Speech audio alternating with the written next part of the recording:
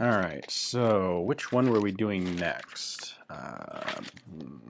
Get my glasses. Oh, right, these aren't glasses at all. It's a gun.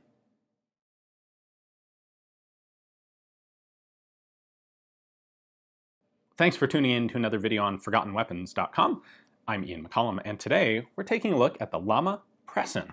This is a really interesting little covert firearm that is just this perfect blend of subtle and covert and yet sort of public. So these originated in 1978 and they were designed by a Spanish military officer by the name of Juan Bautista del Rio, and it was in response to an ongoing problem in Spain of terrorist groups like the ETA kidnapping military and political officials and maybe industrial people who could be ransomed for large amounts of money. And there was this desire in these social circles to have some sort of weapon. They wanted something that they could defend themselves with in case of an attempted kidnapping. And the idea was it had to be something hidden and covert, because if you just walked around carrying a pistol, well, first of all, I think a lot of these people weren't really comfortable with that public image. And of course, if they were doing that, anyone attempting to kidnap them would simply notice the pistol and plan accordingly. So Bautista came up with this idea for a little two-shot 32 caliber pistol that would be disguised in what is basically what looks like a sunglasses case. So that's a PRESSIN, that's a PRESSIN case, that's sunglasses, pistol, sunglasses, pistol. They made them in all sorts of fancy designer colors, so you could take your pick as to which one you wanted.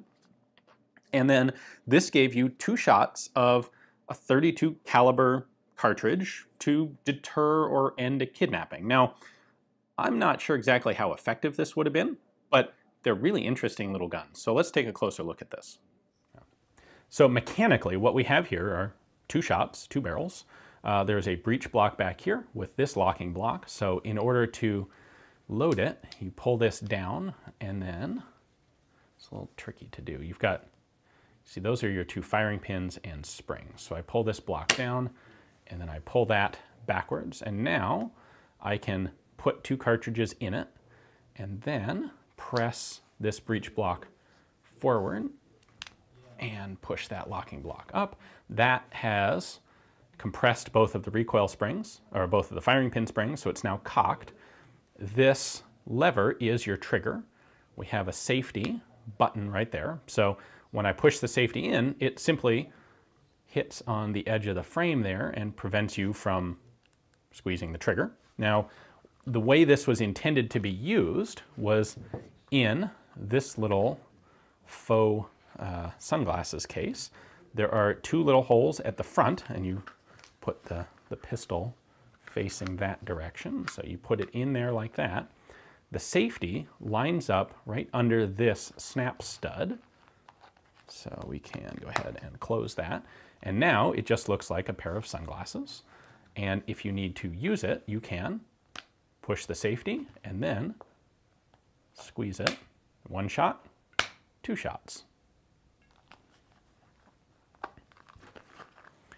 When we pull it back out, you can see the lever is now all the way depressed.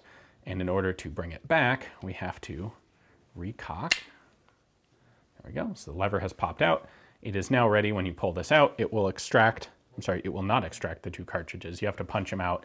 This isn't made to be fired more than once in an incident. Now, so there are some markings on this. The name is marked on the side, Pistola PRESSIN. Caliber there on the side is 7.65E. We'll touch on that in a moment.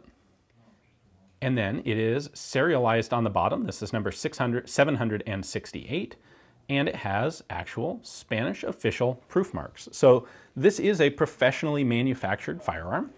These were in fact made by the Llama company. However, they were never actually listed in Llama's catalog.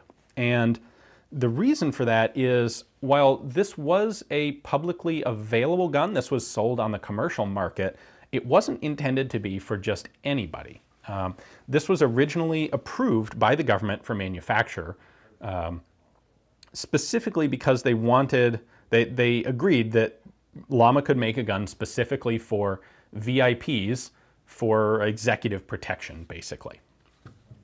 In fact, you'll notice here inside the case, they kind of had this is here so that, like, if you are, if you're searched by the police while carrying this, they don't want you to freak out. They don't want the police to freak out and think you're a terrorist. So it says it's a pistol with a patent number. And then this says, caution, a pocket firearm authorized by the Permanent Commission of Arms and Explosives by the President of the government. So this thing, Llama did get explicit permission from the government to manufacture these. And then down here, it basically says, keep your hands off it if you don't know what you're doing. Don't manipulate it unless you know how to. So if you're a police officer and you find this on someone, hopefully you'll read this when you open it up, and that'll prevent you from just like immediately shooting the guy carrying it.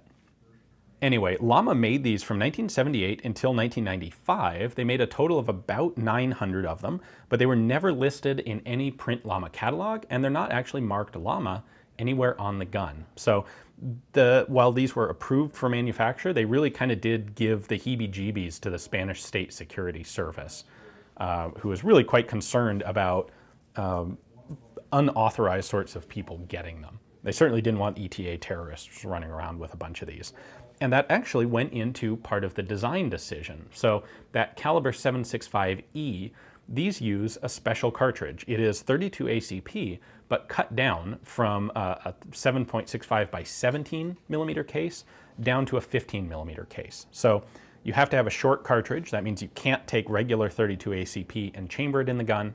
And it means that should you kidnap someone who's carrying one of these and acquire the gun that way, you can't really use it. You'll have the two cartridges that are in it, but you won't be able to get any additional ammunition. So that was their attempt to prevent these things from getting out into the wild, I guess. It's a really interesting little gun. And of course, because these were going to be carried by, fancy sort of businessmen, politician sort of people, they made these cases in a whole variety of different colors. So you could get one that would match your wardrobe. They didn't make one in tactical black because the people that this was intended for were not going to be carrying one in, tactical black nylon.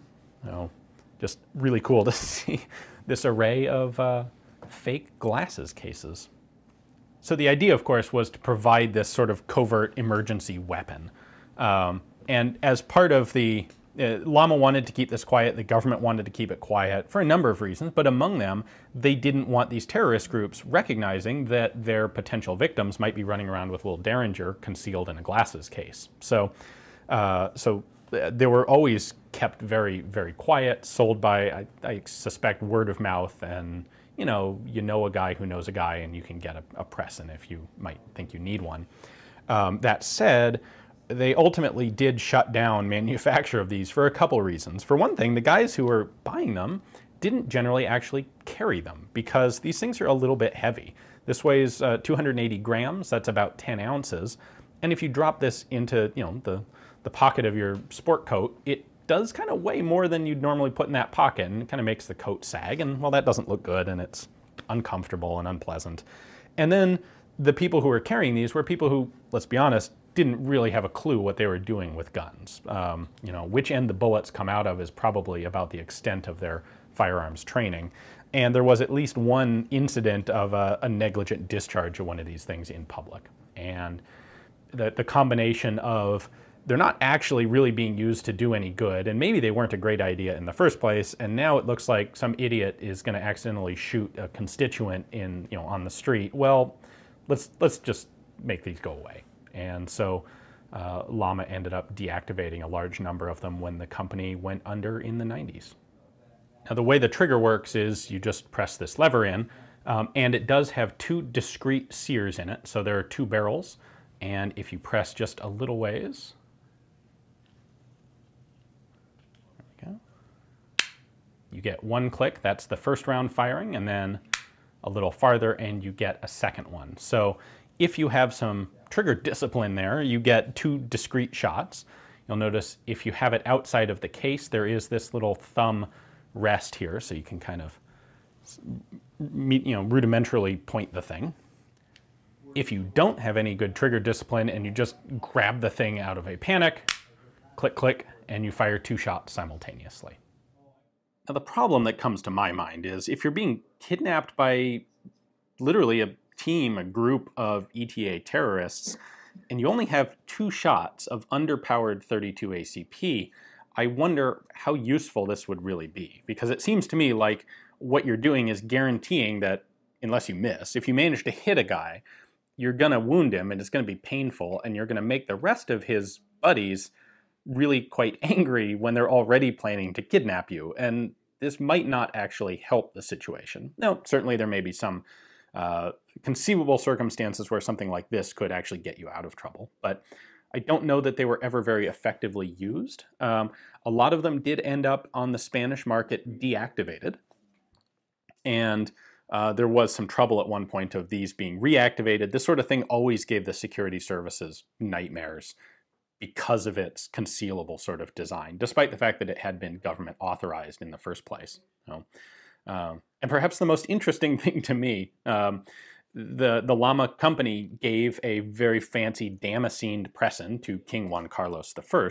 And apparently, after the attempted assassination of Ronald Reagan, Juan Carlos gave Reagan one of these as well, which I'm sure the Secret Service immediately did not let him carry. But anyway, a really interesting little piece of modern, that normally when you have the really covert sort of guns, they're not being done by officialdom. And this is a really interesting case where it really was. So anyway, hopefully you enjoyed the video. Thank you very much for watching, and tune back in to Forgotten Weapons for another cool firearm.